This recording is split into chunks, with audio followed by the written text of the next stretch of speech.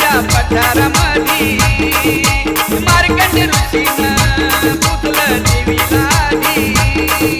अशी बहु कुणी आई माझी वनी, अशी बहु कुणी आई माझी वनी।